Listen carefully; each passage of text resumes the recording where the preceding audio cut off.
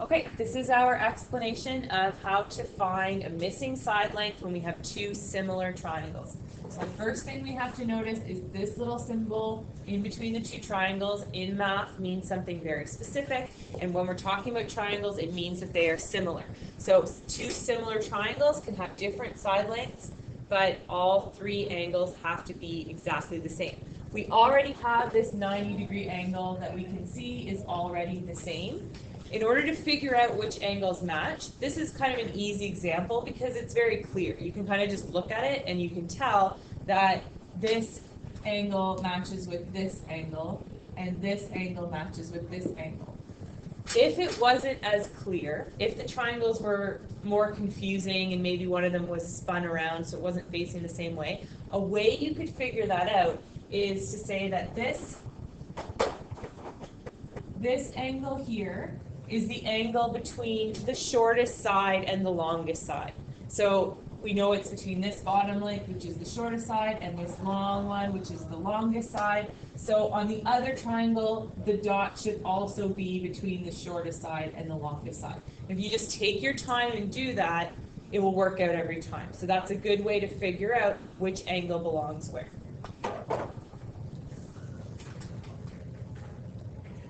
So our first step is just like we've already done to match up which angles go with which angles. And then in order to actually solve, we're going to write all of our side lengths as ratios. And we talked before that ratios just mean fractions. Because we're dealing with triangles, there will always be three ratios. So it matches up one side of the triangle of the first triangle with one side of the second triangle. And because it's a triangle, there will be three sides. When we set up our ratios, it's our decision if we want to put the small triangle over the big triangle or the big triangle over the small triangle. We just have to keep it the same.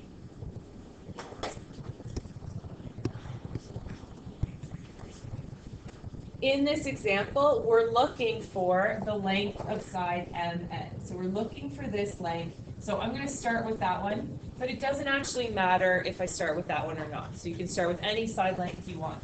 And we're going to match it up with the matching side in the other triangle. So side MN went from the 90 degrees to the dot.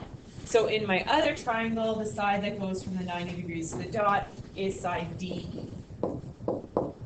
And we're going to keep going around the triangle and get every side length like that. So the next one we're going to look at is the longest side, so PN, and it is going to match with FE.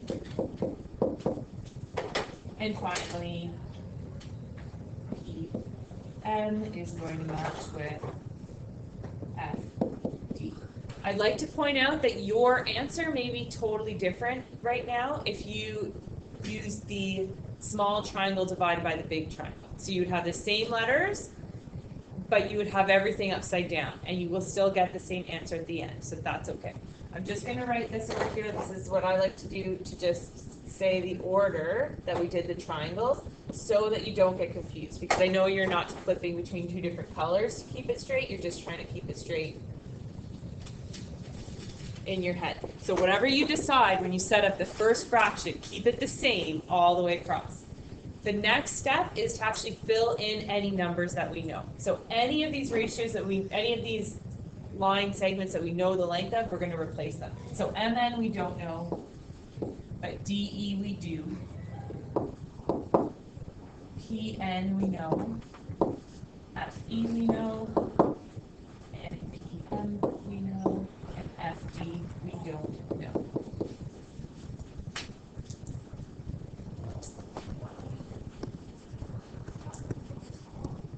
Put it on the video. And we made a mistake here, so this DE should be 6. The purpose of putting the numbers in is to hopefully get something where we can do cross multiplication to find the answer. When we want to cross multiply, we actually only need 2 fractions. We don't really like that we have all 3 fractions here, so we're going to sort of not use one of them in our answer. We're going to pick the 2 fractions. One has to have the side length we're looking for. So we know we're going to pick this one.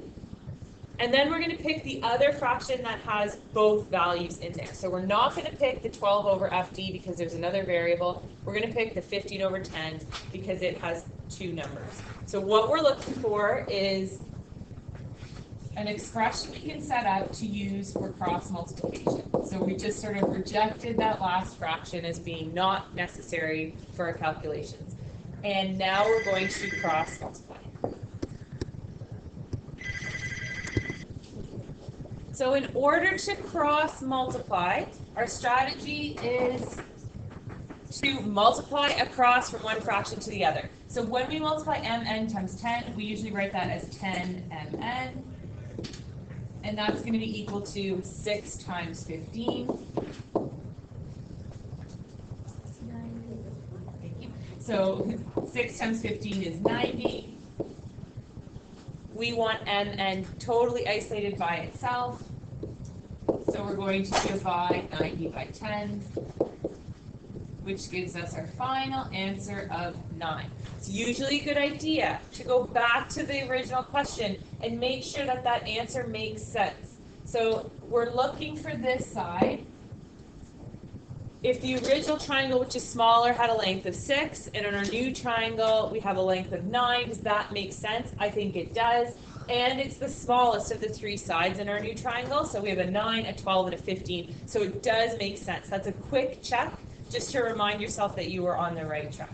So those are all the steps for finding a missing length if you have 2 similar triangles.